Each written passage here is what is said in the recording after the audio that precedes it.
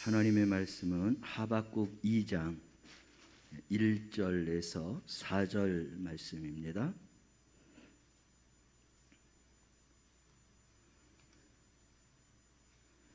하박국 2장 1절에서 4절 말씀입니다.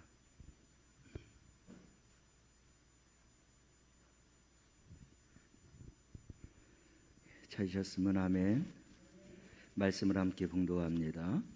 내가 내 파수하는 곳에 서며 성루에 서리라.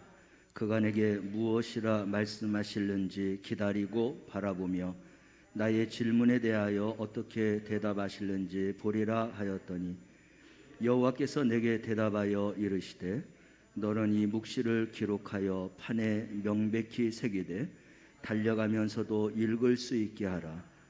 이 묵시는 정한 때가 있나니 그 종말이 속히 이르겠고 결코 거짓되지 아니하리라. 비록 더딜지라도 기다리라. 지태지지 않고 반드시 응하리라. 보라, 그의 마음은 교만하며 그 속에서 정직하지 못하나 의인은 그의 믿음으로 말미암아 살리라. 아멘. 옆을 봐도 뒤를 봐도 앞을 봐도 먼 나라를 봐도 답답한 마음만 있고 또 문제만 있고, 그 모든 것들이 다 우리에게는 위기처럼 이렇게 다가오는데, 이런 위기 속에서 우리가 어떻게 처신해야 될까라고 하는 생각을 가지고 오늘 하박국 말씀을 이렇게 선택했습니다. 하박국 2장 말씀을 보면 이런 위기 속에서 하나님께서는 기회를 만들어 주시는데, 우리에게도 이런 위기 가운데 기회를 잘 선용할 수 있는 우리 성도들 또 삶이 되기를 주님의 이름으로 축원합니다. 오늘 2장 말씀을 봤지만 1장 말씀을 보면 하박국 선지자는 악인들은 형통을 해요. 근데 의인들은 고통을 당하는 겁니다. 하나님 앞에 불평하는 겁니다. 왜 하나님의 백성이며 하나님을 순종하고 하나님의 말씀대로 사는데 이렇게 의롭게 살아가는 사람들은 왜 어렵고 이런 고통을 당해야 되고 악인들은 형통해야 되느냐, 불평 섞인 질문을 하나님 앞에 하는 겁니다. 그 질문이 오늘 1절 말씀이에요. 자신이 파수하는 성루에 서서, 그래서 하나님이 자신에게 무엇이라고 말씀하시는지 내가 기다리겠다, 바라보면서 내 자신의 질문에 하나님이 어떻게 대답하실지 보겠다라고 하고 있습니다. 우리 저 뒤에 그 스크린 좀 맞아 내려주실래요? 잘 안 보이는데 내려가다 마른 것 같아요. 1절 말씀을 보면서 하박국이 하나님 앞에 이런 불평 섞인 질문하는 것을 다시 한번 우리 함께 읽어보겠습니다. 읽습니다. 내가 내 파수하는 곳에 서며 성루에 기다리고 바라보며 나의 질문에 대해서 어떻게 대답하실는지 보리라 하였더니, 기다리고 바라본다고 하는 그 단어만 봐도 하나님에 대해서 얼마나 많은 그런 불평 섞인 마음이 있는가라는 것을 알 수 있습니다. 감히 하나님 앞에 나의 이러한 질문에 대해서 하나님이 어떻게 대답하시는지 내가 보겠다, 하나님보다 더 높은 자리에 와 있는 것 같죠? 이러한 질문을 하는데, 하나님께서 그런 질문에 대해서 오늘 4절 말씀까지 보면 세 가지를 하나님은 대답을 하고 계십니다. 먼저 이런 불평과 고통 가운데에서 위기를 극복하기 위해서는 내가 하나님의 말씀을 기록하라, 묵시를 기록하라, 하나님의 말씀을 먼저 생각하라는 것입니다. 그래서 위기를 극복하기 위해서는 하나님의 대답은 말씀을 기록하라, 말씀을 생각하라, 묵상하라, 그렇게 말씀하고 있어요. 2절 말씀을 그러면 보겠습니다. 여호와께서 내게 대답하여 이르시되, 너는 이 묵시를 기록하여 판에 명백히 새기되 달려가면서도 읽을 수 있게 하라. 아멘. 이 하나님의 대답이에요. 여러분들이 위기와 불평과 원망과 해결되지 않는 문제를 내가 이해할 수 없는 이러한 문제 속에서 생활 속에 맞닥뜨렸을 때 하나님 앞에 내가 이런 마음을 가지고 질문할 때 하나님의 대답은 말씀을 먼저 기록하라, 그 말씀을 묵상하라 하는 대답을 하시고 있어요. 우리도 하박국에게 대답하셨던 하나님의 말씀을 따라서 하나님 말씀 앞에 초점을 맞추고 말씀 앞으로 돌아가시기를 바랍니다.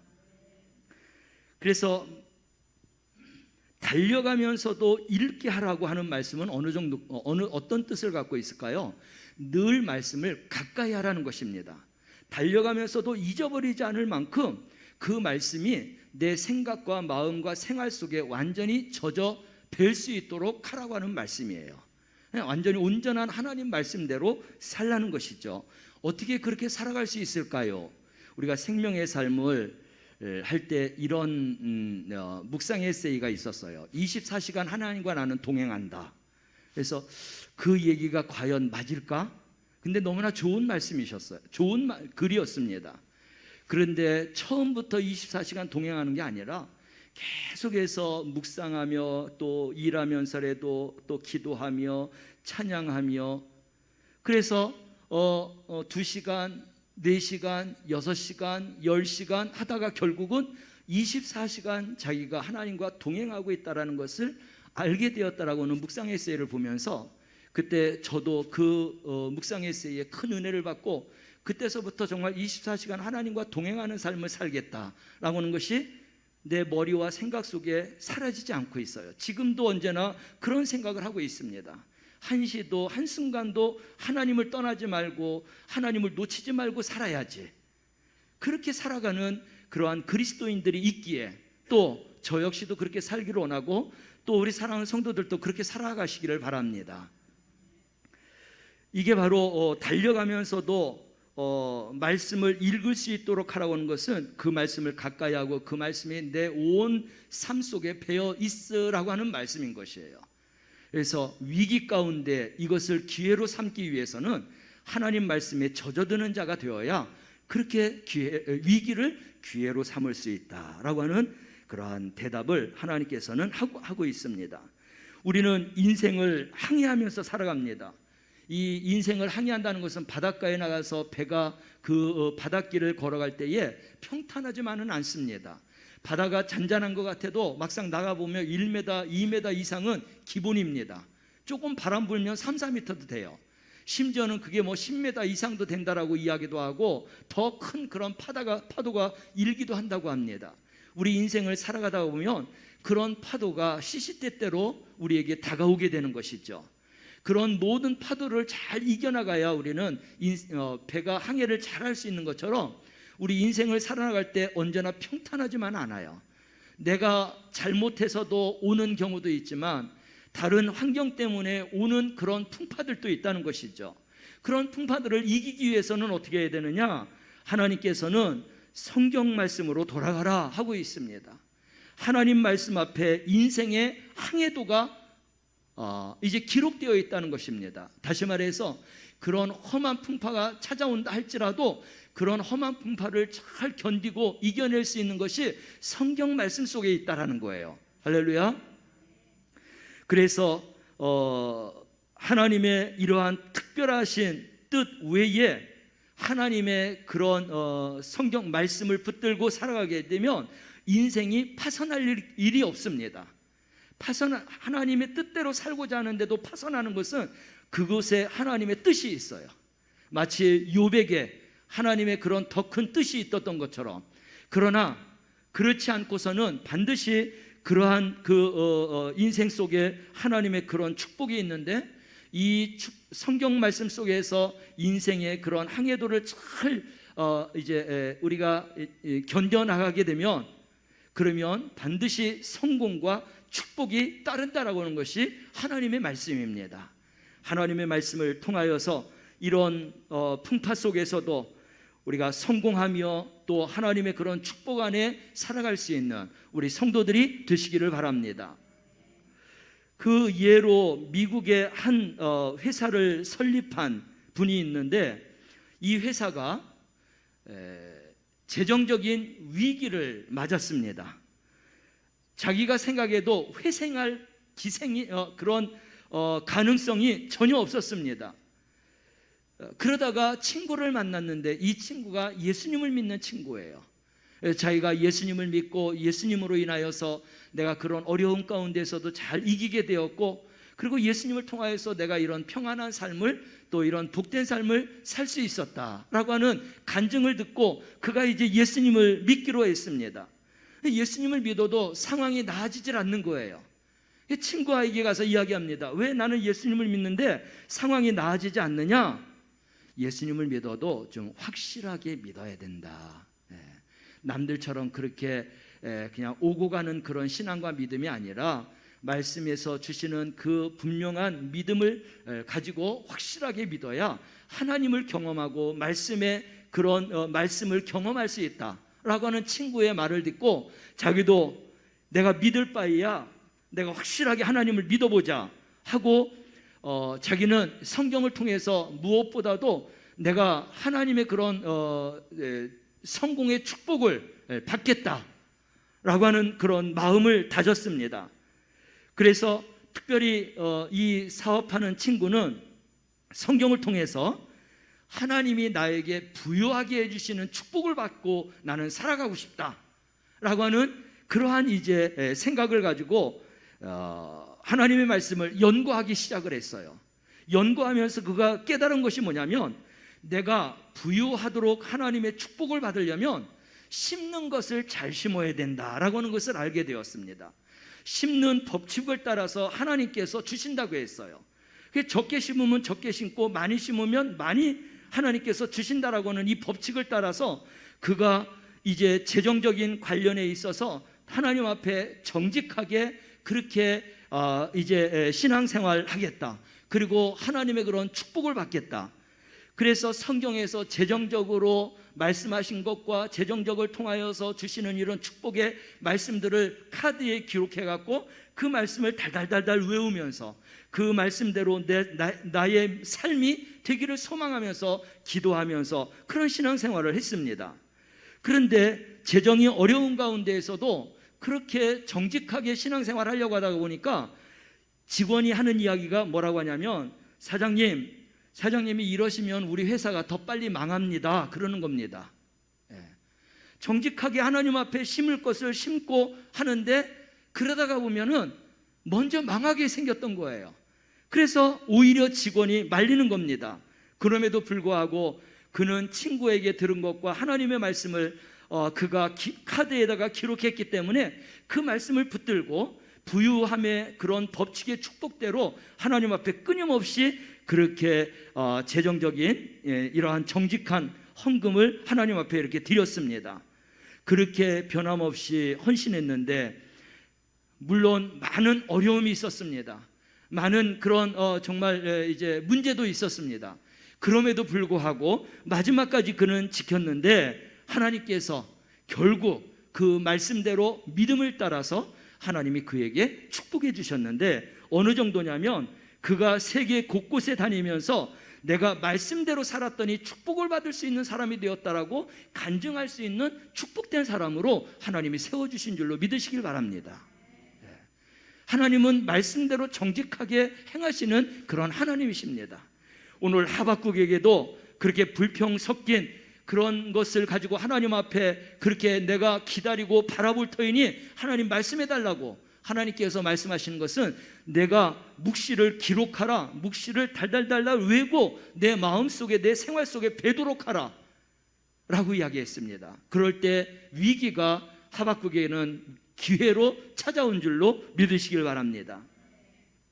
우리 사랑하는 성도들에게도 동일한 이런 심는 법칙의 축복을 받고 살아가시기를 바랍니다. 두 번째 하신 말씀은 3절이에요. 위기를 극복하기 위해서 때를 기다리라고 말씀하고 있습니다. 하나님의 때가 있는 거예요. 3절 말씀을 함께 읽어보겠습니다.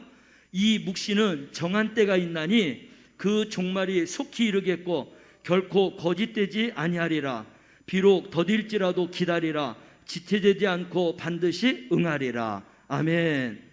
여러분, 우리가 마음이 급하고 조급해서 기다리지 못하는 것이지, 하나님은 우리에게 정확한 때를 알고 계세요. 정확한 때를 따라서 하나님은 역사하시는 하나님이신 줄로 믿으시길 바랍니다. 우리가 그렇게 기도하고 금식하고 또 하나님 앞에 매달려 기도함에도 이루어지지 않는, 또 응답되지 않는 이런 속에서 답답함이 있고, 그리고 많은 어떤 더딤이 있고, 그리고 불안함이 있고 의심이 가기도 하고, 그런다 할지라도 하나님께서는 결코 거짓되지 않으신 하나님이세요.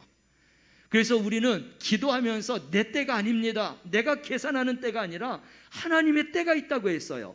비록 더딜지라도 기다리라고 했어요. 왜? 하나님의 때를 기다리라고 하는 것입니다. 근데 그 때를 기다리지 못하면 우리는 일이 망쳐질 수 있게 되는 것입니다. 우리는 하나님의 때를 기다리면서 우리가 지체하지 않고 반드시 응답하시는 하나님의 응답 속에 살아갈 수 있는 우리 성도들이 되시기를 바랍니다. 조금만 더 기다리면 하나님의 이런 놀라운 역사를 우리가 체험할 수 있는데, 기다리지 못해서 모든 것이 숲으로 돌아가고 무너지고 모든 것이 다 이제 중도 하차하는 경우도 얼마나 많은지 모릅니다. 그러나 하나님께서는 하박국에게 기다리라고 말씀하셨는데, 우리 사랑하는 성도들도 기다릴 수 있기를 바랍니다. 우리가 또 이런 말씀도 있지 않습니까? 우리가 기쁨의 단을 거두려고 하면 눈물의 씨앗을 뿌려야 돼요. 눈물의 씨앗을 뿌리고 기다려야 비로소 기쁨의 단을 얻을 수 있다라고 했습니다. 이런 눈물의 씨를 뿌리지 아니하고 기쁨의 단만 우리가 원하고 있다라고 하면 그 기쁨의 단은 우리에게 영원토록 오지 않습니다. 우리가 하나님의 말씀대로 하나님의 말씀을 부여잡고, 그리고 하나님의 때를 기다리면서 기도하고, 그리고 주님의 그 때에 결국 우리에게 기쁨의 단으로 거두게 하시는 그 아름다운 때를 우리가 맞이할 수 있는 우리 성도들이 되시기를 바랍니다. 여러분, 기다림은 쉽지가 않아요. 기다림은 쉽지 않아요. 정말 답답합니다. 조급합니다. 불안합니다. 어렵고 힘들어요. 그렇지만 우리는 정말 하나님을 신뢰하시길 바랍니다. 하나님만이 내 모든 삶의 전부라고 하는 것을 쏟아 부어 놓으시기를 바랍니다. 그래서 우리의 그런 때에 우리의 믿음이 하나님 앞에 정말 정확하게, 그리고 우리의 모든 것들을 주님 앞에 보일 수 있는 그런 믿음의 삶을 우리가 살 수 있다라고 하면, 하나님은 그 믿음을 통하여서 역사하시는 하나님이신 줄로 믿으시길 바랍니다.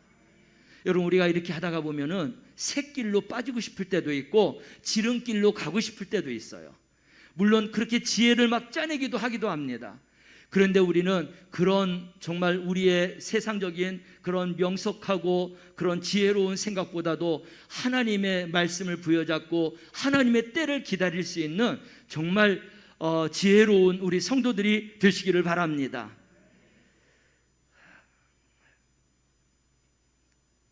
그래서 현재는 하나님이 기다리라고 하는 때가 나에게는 눈물의 그런 길이기도 합니다. 나에게는 불안한 그런 길이기도 합니다. 어렵고 고통스러운 길이기도 합니다.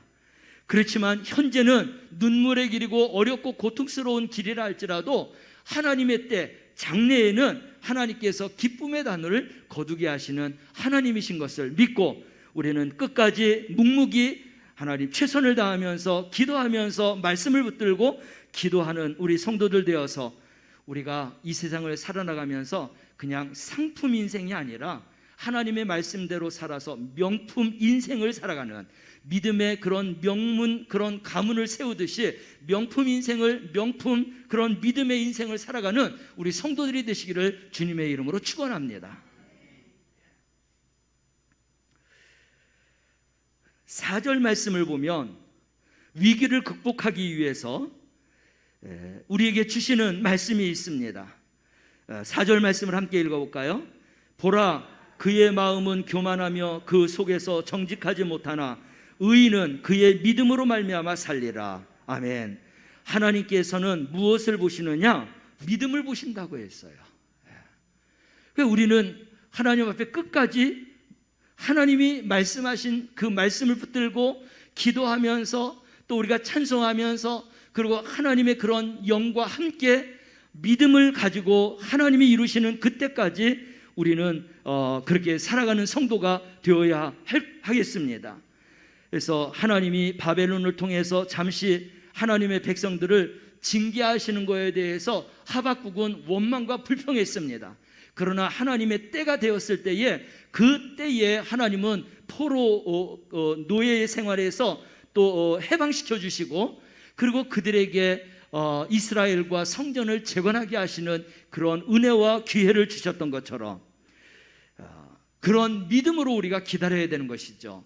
이미 이스라엘 백성들이 바벨론의 포로로 잡혀가기 전에 하나님은 예언하셨어요. 70년 동안 너희들이 포로로 잡혀갈 것이다라고 했습니다. 그리고 70년이 지나는 바로 70년이 이제 임박한 그런 순간에 하박국이가 하나님 앞에 원망과 불평하는 것이죠.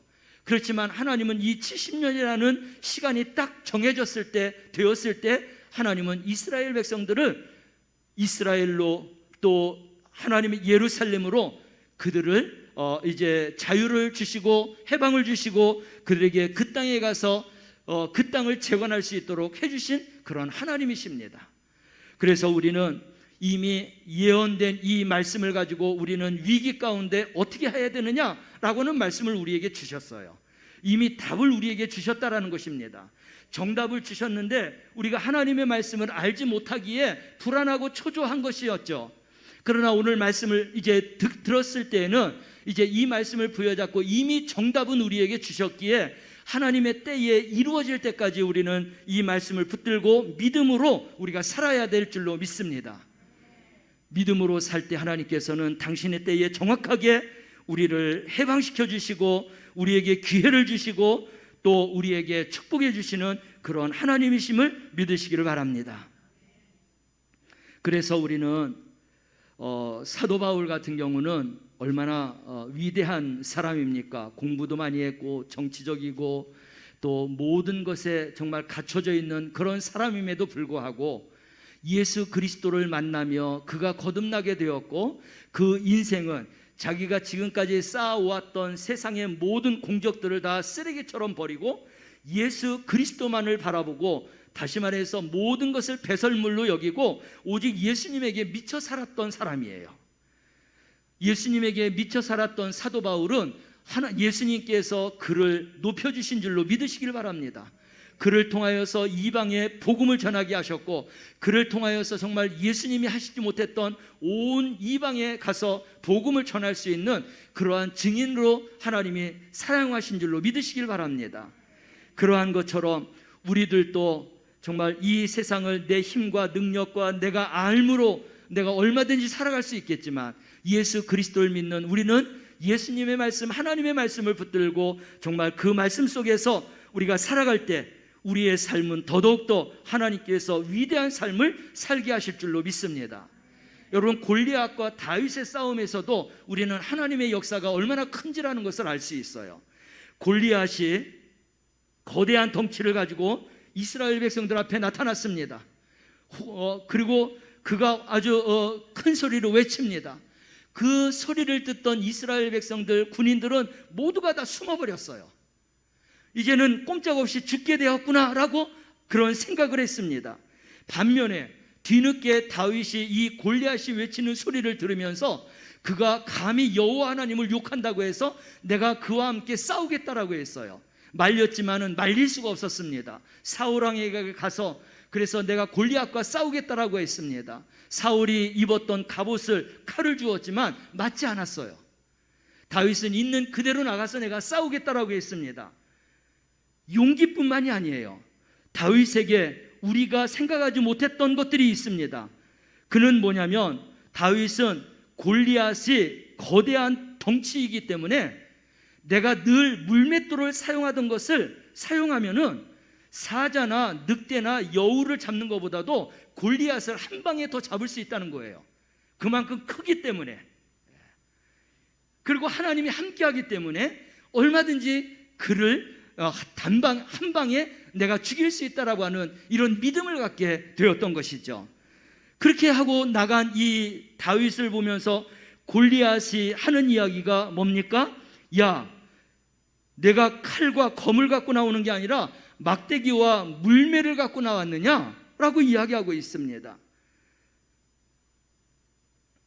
그러면서 골리앗은 머리에 피도 안 마른 것이 막대기를 들고 나와서 나를 개처럼 여기고 나를 이기겠다고 하느냐? 말도 안 된다는 것이죠. 그러나 싸움은 시작되었습니다.